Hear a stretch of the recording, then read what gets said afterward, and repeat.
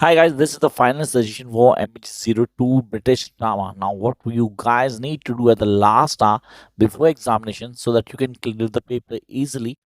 Along with that, you're going to score good too. सब देखो clear नहीं करना नंबर भी चाहिए तो हमें करना ही होगा. तो इस final hour suggestion. Yes, it's a final hour suggestion for all those who have not started yet. See, this is just before 3 days of examination. We are here to watch this video. उसके हमें concepts को clear करना है, and we need to know each and everything about this particular paper. Yes, I'm going to tell you each and every norm. The first thing, we do have 9 plays, so we're not able to do all 9. See, this is the big question. जैसे सारे no के no तो नहीं होने वाले, तो अब कौन सा छोड़ें कौन सा कर लें.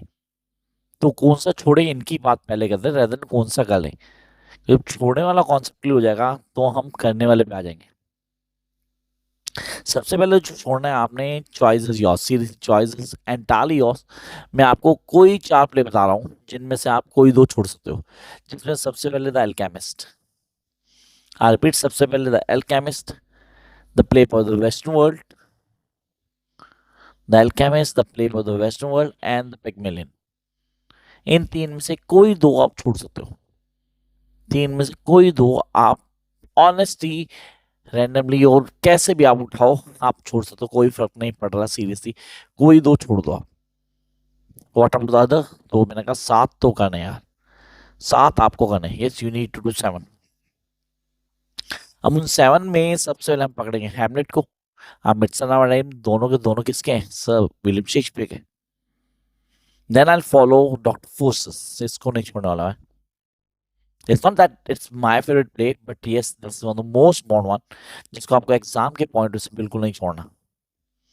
आते हैं आगे. Waiting for Godot. Yes, I really want you guys to do waiting for Godot this time. पूरी एक्सपेक्टेशन पेपर में आएगा. Then murder in cathedral. Yes, murder in cathedral, इसको मत छोड़ना है. Look back in anger, easy to go. Look back in anger को add करने का रीजन ये है कि बहुत इजी फ्लो में हो जाएगा. आप कहते हो सर ये करना है, हमें कंफर्म करना है. अब एक क्वेश्चन है एनोटेशन. मेरे को कई स्टूडेंट्स कहा सर आप इसका आंसर प्लीज करके दिखाओ so that we be able to understand कि कैसे करना है, करने का तरीका क्या होगा. तो मैं सोचा आज ना यहाँ पे एनोटेशन लिखवा दूँ आप लोगों. Most important annotation that you keep in your mind. अगर फिर सॉल्यूशन चाहिए तो definitely you can have my notes. आप नोट्स लो, आपको सब मिल जाएंगे. आप वहाँ से क्लियर कर सकते हो. आपके पास सॉल्यूशन भी होगा and you have the annotations. Annotation का आंसर कैसे लिखना है पहले तो इसको क्लियर कर लेते हैं. How it going to write on the answer annotation? The first thing what you guys need to do is to start writing the answer with a reference. Reference the above lines or the above extract has been taken from that play of that particular writer. Take an example, Dr. Faust by Christopher Marlowe.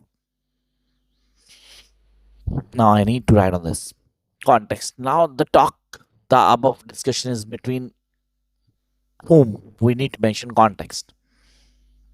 The above discussion is going on between Mephistopheles and Dr. Fox while he was signing that particular bond. The bond between Dr. Faustus and Lucifer, the prince of hell. तो मुझे mention करना होगा. And then I need to go to the concluding part of that particular quotation that was being given to जिसको मतलब annotation. उसकी explanation लिखनी होगी आपको explanation के अंदर. So this is the way that you guys need to follow while writing the answer annotation. फिर the major चीज के ऊपर जो डेफिनेटली आपके लिए काम करेगी. And that major is short notes जिसको बच्चे भूल गए. 2 तरह का क्वेश्चन होता है MEG02 के अंदर. एक एनोटेशन कंपल्सरी, दूसरा शॉर्ट नोट. और कंपल्सरी नहीं है डेफिनेटली, लेकिन शॉर्ट नोट होता है. We do have ample chance कि यार ये तो हमें आना ही चाहिए. स्टेप बाय स्टेप चलते हो आप. हर प्लेस से 2 करेक्टर उठाते हो. हर प्लेस से 2 character. I start with Dr. Who says no, I'm not going to. I'll start with the basic norms. जैसे कि आपने पढ़ा ही नहीं होगा. The theater of absurd. The theater of absurd. So this is something very important. We need to address the theater of absurd. Paper में आना है confirm. उसे ये तो आया भी हुआ बहुत बार. Number 1 is theater of absurd. I hope you guys are writing. because right now it's around 12, 12:30 in the night. I'm making this video and I'm going to post definitely by tomorrow morning so that you guys can watch it. अब यहाँ पे हमारे पास पहली चीज आती है कि हमें थिएटर ऑब्जर्व करना चाहिए. And the next one is convention romantic comedy. Conventions of romantic comedy. Can I give the reference of Midsummer Night Dream in it? Yes, I can do.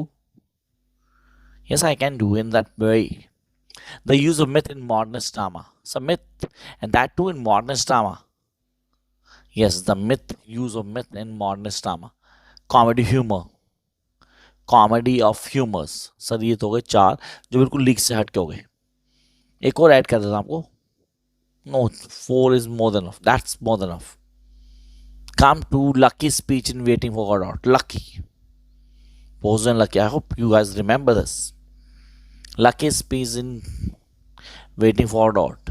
Then Horatio, the loyal friend of Hamlet. The loyal friend of Hamlet. Wagner. Sir, the servant of, I'm not saying loyal, the servant of Dr. Faustus. Mephistopheles, one of the devil. Mephistopheles, we need to clear this. Puck from Midsummer Night Dream. Cupid. आपको तो sir ये तो हमें आने चाहिए. Bottom. Yes, Bottom from the Midsummer Night Dream. Thomas Becket from the Murder Cathedral. ये characters आपके दिमाग में चाहिए. Now, existential play. So, what is the existential play? Say it's all about waiting for Godot. Yes, you're talking about existential play. Say it's waiting for Godot. The play within play. So, we have the two concept of play within play. One is Hamlet and the other one is the Midsummer Night Dream. Widow Quinn from the play of the Western World. Doll Common, the alchemist. So, the flower girl. Pazine. These are the small characters. Honestly, do play a major role. आप कहते हो sir हमें तैयारी करनी है, हमें annotation आना चाहिए. We need to know that how to run an annotation. And the second sir, in annotation को कैसे काम करेंगे, कौन सी हमें ऑन टिप पहुंची, so that we can rule out each and every norm. Second thing that's really very important. So there are 2 or 3 questions that's really very important for the point of the examination. Yes, we have. Honestly, we have. अब वो कैसे करेंगे, करने का तरीका क्या है, क्या बेसिक फॉलो होंगे, सब आपको आना चाहिए. यस, सब आपको आना चाहिए. जब सब आप कर लेते हो तो then you be able to understand each and every point, and that each and every point definitely work for you guys. इसको रूल आउट करना आप लोगों ने. 2-3 क्वेश्चन जो प्लेस से आते हैं, आपको तो प्लेस को करना है सर, उनके पॉइंट्स को क्लियर करना है. And we need to go through the beginning till the last. Beginning and the last, and the major thing that we are the master of these questions.